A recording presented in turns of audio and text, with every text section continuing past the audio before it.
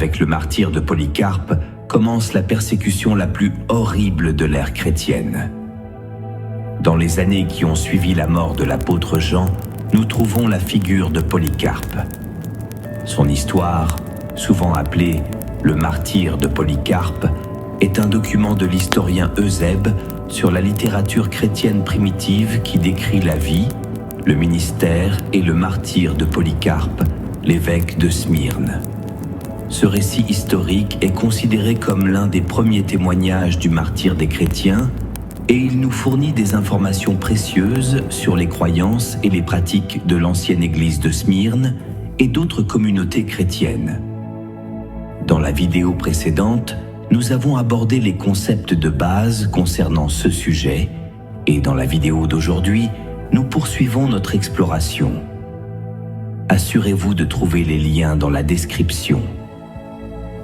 Le historien Eusèbe nous raconte que Polycarpe, né entre 69 et 156 après Jésus-Christ, était un homme âgé d'environ 86 ans. Il était un disciple de l'apôtre Jean et l'évêque de l'église de Smyrne.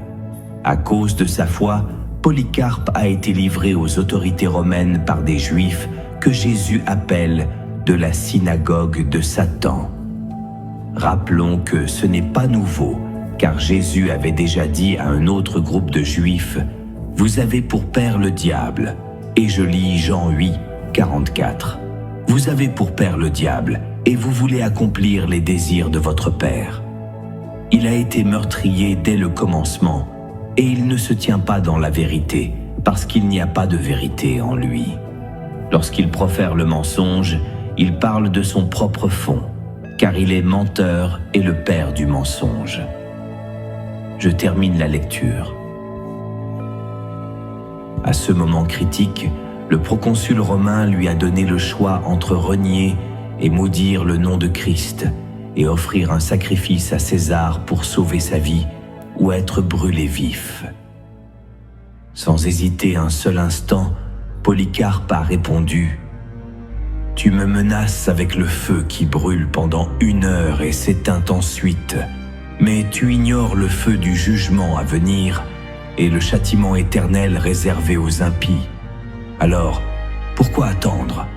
Apporte ce que tu veux. » C'est ainsi qu'il a répondu au proconsul romain, montrant sa fidélité à Christ jusqu'à la mort.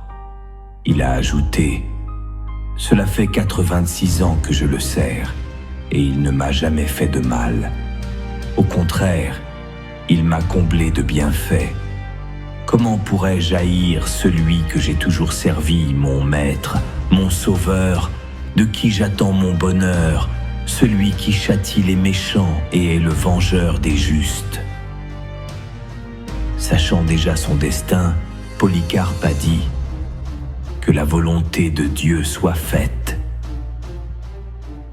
L'historien Eusèbe a alors ajouté que le vieux leader est resté imperturbable et est resté calme et inébranlable. Selon son récit, Polycarpe n'a pas renié Christ et a donc été conduit au bûcher. Cependant, miraculeusement, les flammes ne l'ont ni atteint ni brûlé, à tel point que le bourreau a dû le poignarder pour finalement lui donner la mort.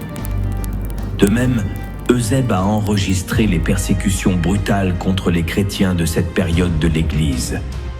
Il nous a confirmé qu'ils étaient fouettés avec une telle intensité que même les parties internes du corps étaient exposées au regard. Puis ils furent soumis à d'autres tortures, et finalement, ils furent jetés encore vivants aux bêtes sauvages.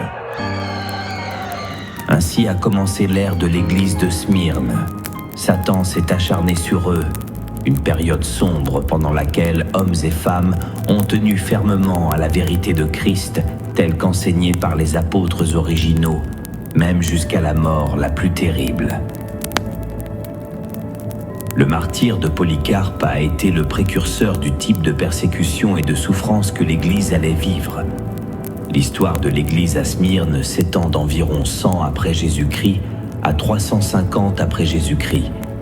C'est pendant cette période que l'Église a enduré la persécution brutale sous les empereurs romains qui se considéraient comme des dieux, tels que Marc Aurèle, Vespasien et Domitien, qui étaient sadiques et implacables dans leur persécution des chrétiens. La pire de toutes ces persécutions a eu lieu pendant une période de 10 ans, peut-être les 10 jours auxquels Jésus faisait référence dans son message à l'église de Smyrne, sous l'empereur Dioclétien. Cette horrible persécution et le massacre des chrétiens se sont déroulés de l'an 303 après Jésus-Christ à l'an 313 après Jésus-Christ. Comme tu l'as mentionné, cela a duré 10 ans, jusqu'à ce que l'empereur Constantin monte sur le trône impérial, mettant ainsi fin aux tortures et aux massacres massifs de ceux qui se proclamaient croyants en Jésus-Christ. En résumé, le refus d'adorer et de rendre culte à l'empereur romain a été la cause du martyre des premiers chrétiens, comme dans le cas de Polycarpe. Voici des questions qui nous invitent à la réflexion. 1. Serait-il difficile de rester fidèle à Christ et de s'opposer à la culture ou à la famille? 2. Ta foi a-t-elle déjà été mise à l'épreuve? Comment as-tu réagi? 3. Que serais-tu prêt à sacrifier pour ta foi? Ta vie? Comment réagis-tu? Fais-le nous savoir dans les commentaires.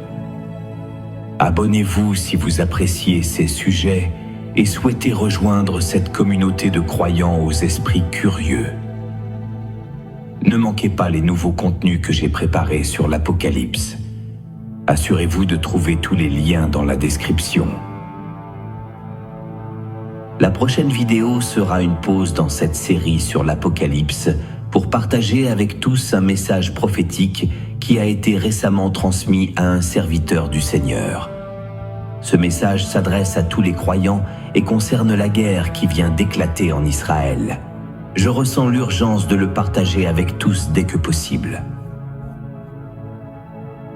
Nous nous retrouvons dans la prochaine vidéo. Que Dieu vous bénisse.